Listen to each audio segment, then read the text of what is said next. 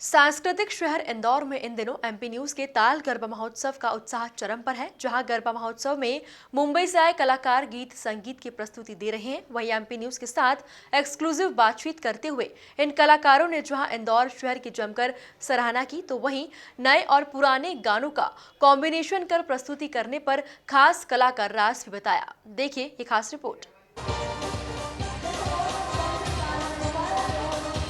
ताल गरबा महोत्सव में लगातार आज जिस प्रकार से गरबे का जो माहौल देखने को मिल रहा है, उसमें सबसे बड़ा योगदान होता है संगीत का, और जो यहाँ पर ताल से ताल मिलाने का पूरा काम करते हैं उनका सबसे बड़ा योगदान होता है। तो हमारे साथ मौजूद है यहाँ पर, जिस तरह से आपने क्या थीम तैयार की है इस बार गानों की, लेटेस्ट में लगातार आप देख रहे हैं किस प्रकार की नए गानों की थीम चल रही है, उसको लेकर दोनों गानों में कॉम्बिनेशन जिस प्रकार से आप मिलाते हैं, कितनी मेहनत लगती है सब चीज़ों में बनाने में। सबसे पहले हमारे एमपी के सभी दर्शकों को मेरा जय माता दी। Thank you very much. आपका प्यार, आपका सहकार हमें बहुत बहुत मिल रहा है, जो हमें जोश दे रहा है और कुछ ना कुछ नया करे। मैं हूँ हिरल कमानी गर्ग और ये ताल है जो मेरी कंपनी है, मेरा ग्रुप है, और हम स्पेशली बॉम्बे से आए हैं। बहुत सारा प्यार, बहुत सारा दुलार पाने के लिए जो हमें मिल रहा है। जैसे आपने पूछा कि हमने नए और पुराने गानों को कैसे तालमेल किया, तो मैं ये कहना चाहूँगी कि हमारी संस्कृति जो है वो हमारी हिंदू संस्कृति, और जिसमें माँ अम्बे की आराधना का महत्व है, तो हम जब भी गरबे की शुरुआत करते हैं तो माँ अम्बे की आराधना से करते हैं। पहले 5 गरबे तो माता रानी के ही होने चाहिए, और उसके बाद जैसे जो खेलने वाले हैं उनकी चॉइस, उन्होंने 1 महीने तक प्रैक्टिस करी है, कोरियोग्राफर थे, तो उनके साथ तालमेल करके हमने नए और पुरानों गानों का मिक्स फ्यूजन तैयार किया है। और इंदौर वालों का इतना प्यार मिला है कि हमें रोज़ ना रोज़ सराहते हैं, बताते हैं कि हमें ये सुनना है, ये सुनना है, और जब सुना दे तब वो जोश हमें दिखाई देता है। और यहाँ पे जयेश भाई और सभी रेस कोर्स वालों का हमें बहुत प्यार है। रोज़ अलग अलग कलर थीम है, तो हमारा भी जो जोश है बहुत ही बढ़िया रहता है, और हमें इतना प्यार मिलता है कि no words. Thank you so very much.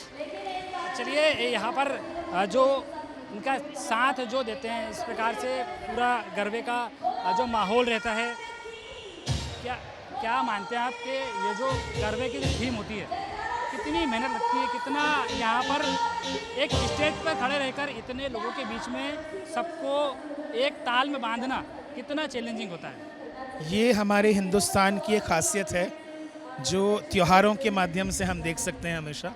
और गरबा तो हिंदुस्तान का एक बहुत ही प्रसिद्ध, बहुत ही प्रचलित एक डांस फॉर्म है, जिसमें हम माता रानी के लिए परफॉर्म करते हैं। यहाँ पर चाहे आर्टिस्ट हों, चाहे हमारे खिलैया हों, सब उस भाव से यहाँ परफॉर्म कर रहे हैं कि हम जगत जननी जगदम्बा के लिए परफॉर्म कर रहे हैं। So we have perform entire world. और जैसा कि आप पूछ रहे हैं कि तैयारी, बहुत खास तैयारी करनी पड़ती है।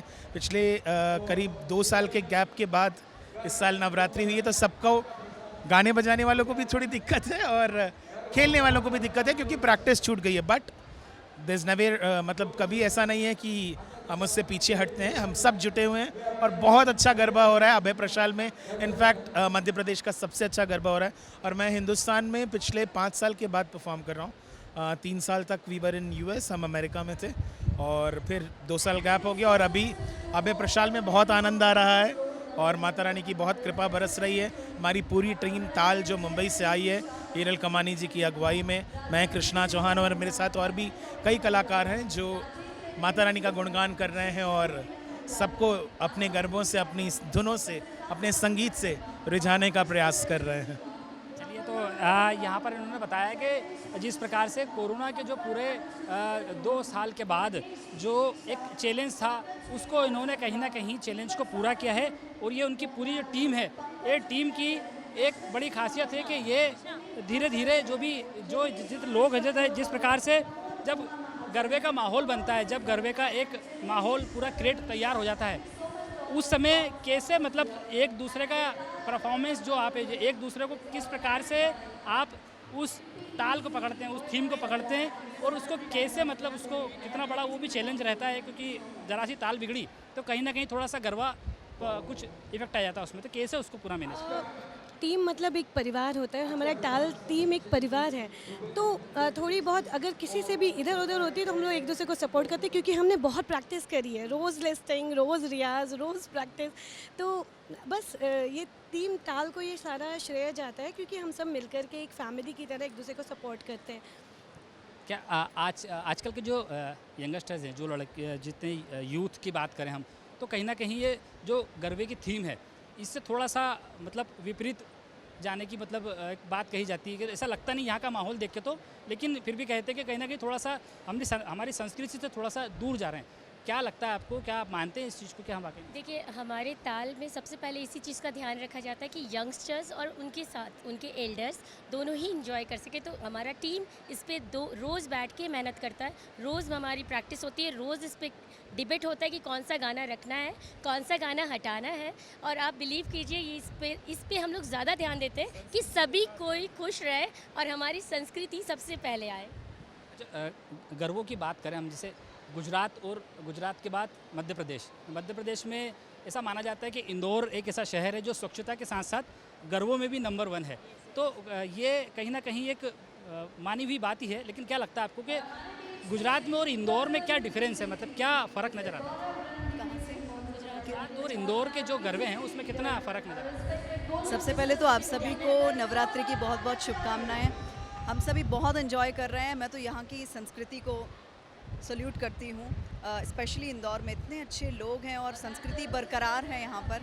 और हमारी हीरल जी हैं, थैंक यू फॉर हीरल जी, कृष्णा जी और पूरी टीम, क्योंकि टीम के ताल के मिलने से ही ताल जिस पे लोग थिरक रहे हैं, ताल से ताल मिला। यस, और यहाँ की फेवरेट टीम है, यहाँ की नहीं, मैं तो कहूँगी पूरे भारत की, बल्कि वर्ल्ड में आगे भी भगवान की कृपा से नंबर 1 होने वाली है। इंदौर की तो बात ही अलग है, यहाँ के हम बहुत खुश हैं। अब सबके लिए एक साथ ही है कि इंदौर स्वच्छता में नंबर 1 बन चुका है, 6 स्टार लगा चुके हैं हम कहीं ना कहीं। ये तो डेफिनेटली कल उसका अनाउंस होगा, लेकिन क्या मानते हैं कि अभी और इंदौर को और क्या चैलेंज ऐसे हैं जो पूरा करना चाहिए? अरे इंदौर सब में नंबर 1 है, खाने में माय गॉड, मतलब कहीं पे भी इंडिया में मुझे पता नहीं है कि रात को 2 बजे कोई शराफा या तो कोई खुला होगा।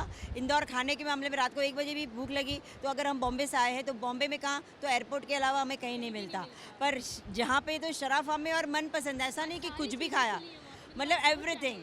मतलब हमें इंदौर इतना पसंद है कि लाइक हम लोग इंदौर के फ़ैन हैं और हम लोग बारंबार यहाँ पे आना चाहेंगे। एक बात कहना चाहूँगी, हम पहले नहीं आए हैं, इन्होंने हमें बताया और ये सारा क्रेडिट हीरल जी को जाता है कि हमें इंदौर तक लाने वाली और यहाँ के बारे में बताने वाली।